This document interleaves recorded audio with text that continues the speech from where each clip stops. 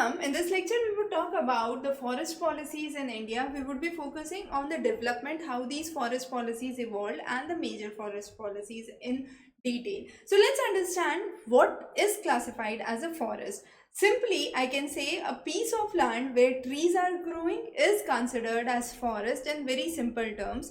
Now, this forest area can be actually explained through various ways. Recent revisions in India say that 33% of the land area must be under forest, and then among the various states, Madhya Pradesh has the largest area under forest. Now, to understand the forest regions, two major clauses have been brought in. These two major laws are first the Indian Forest Act 1927, and the second one is the Wildlife Protection Act 1972. Now, this Wildlife Protection Act talks about national parks, wildlife, tiger reserves, the community conservation areas, and so on.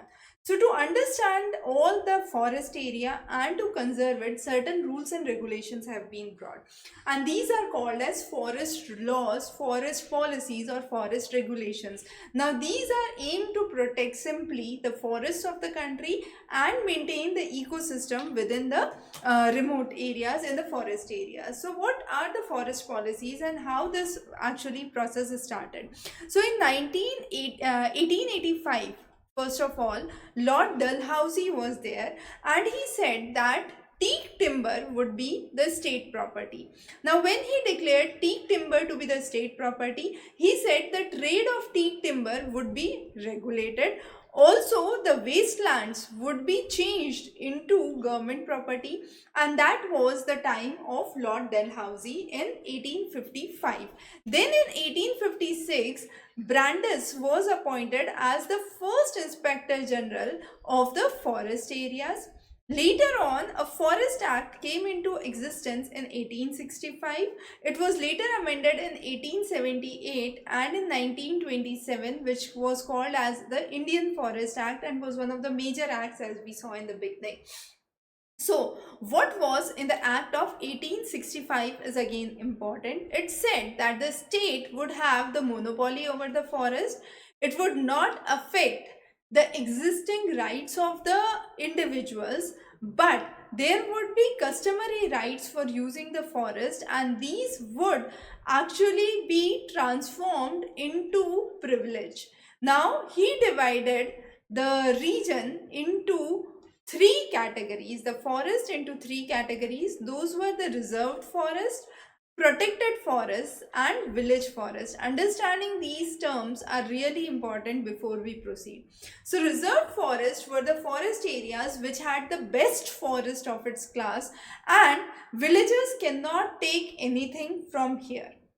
The next was the protected forest. The protected forest was the forest area which was again protected from the villager, but the wood collection was allowed for commercial, not for commercial purpose, but for domestic purpose. So villagers can take the wood, use it for their own work. That was okay, but they cannot take the wood commercially for any purpose, and therefore the name was protected forest because it was protected from the villagers. The last category was the village forest. Now, village forest was a set of forests where exploitation by the villagers was allowed, but here again commercial purpose was not at all allowed. But this exploitation was beyond only the wood collection. So, in the case of protected forest, only wood collection was allowed, but here, along with wood collection, collection of forest produce for other purposes was allowed, and that was one of the key things that you need to understand in the Act of 1856. Later on, the 1878 Act was more comprehensive. The state authorities were extended, and there was more control on trespassing, pasturing of the cattle, and so on. So, improvement in the agriculture. Improvement of the agriculture was one of the reports that was brought by Dr. Volkar, and this was a report which was formulating the 1894 forest policies. And then after the 1878-1894 policy for forest came in, and then there was the Indian Forest Act 1927. This replaced the Act of 1878 and it defined certain criteria. For example, it talked about the offense, if any, in the forest area. It also prohibited the acts that could be done in the reserve forest, and it also talked about penalties in case of violations, if any. Later on, after 1927, there were recommendations and changes which were brought in 1952. Later in 1988, in 2014, agroforestry policy was brought in. 2016 and 18 was the period where draft policies were brought for forest, and 2023 forest conservation policy was again brought in. So we would be discussing all these major ones, though the syllabus mentions only the older one. The revised versions we would be discussing as we proceed one by one. So in 1894, the main objective was to promote the forest areas and conserve the forest area for the general well-being, for preservation of climate and physical conditions, and meet the basic requirement of the people.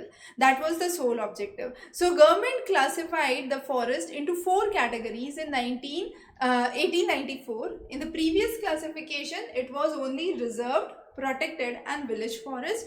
Here the classification changed. The classification is now under 1894 preservation forest, where the forests have to be preserved on climate and physical grounds. The next is commercial forest. Now commercial forest is mainly for supplying of timber and valuable produce from the forest area. Minor forest produce, this talks about collection of flower, collection of honey, the minor products from the forest. And then the last is the pasture land. So the 4-point classification under the 1894 Act was preservation forest, commercial forest, minor forest and pasture forest. Now this policy mainly focused on permanent cultivation and it did not focus on shifting cultivation. It gave importance to fulfilling the basic needs of the local people, and obtaining the revenue from the forest area was one of the major goals, because it brought in 2 major things. One was for the minor use and for commercial, and both of them make forest economically viable source. But what were the major drawbacks? The drawbacks were this policy was not able to satisfy the needs of the British government. The priority was mainly given to agriculture, because we are talking about commercial forest, we are talking about minor forest produce. So it's more of agriculture or economically driven fact, and it easily